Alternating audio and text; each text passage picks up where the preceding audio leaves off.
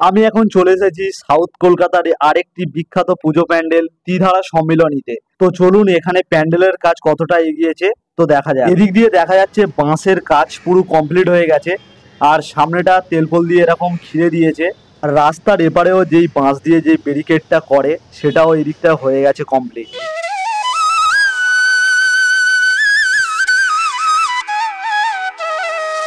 তিন রাস্তার মোড় আর সামনেই ত্রিধারা সম্মিলনী।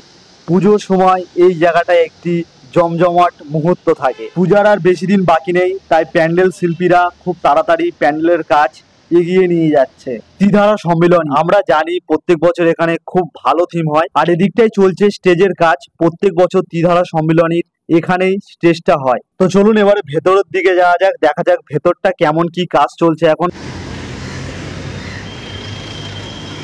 তো এই হলো ত্রিধারা সম্মিলনীর ভেতরটা, দেখতেই পাচ্ছেন শিল্পীরা পুরো বাঁশের কাজ কমপ্লিট করে দিয়েছে এখন। আর ওদিকে এখন ঝালাইয়ের কাজ চলছে আমরা দেখতে পাচ্ছি, আর কিছু বাটামও পড়ে রয়েছে এখন। এই হলো প্যান্ডেল, প্যান্ডেলের ভেতরটা দেখতে পাচ্ছেন ঝালাইয়ের কাজ টাজ চলছে, বাটামের কাজও চলছে, এবং প্যান্ডেলের এক সাইডে মা দুর্গার আগের বছরের কাঠামোটাও দেখতে পাচ্ছি।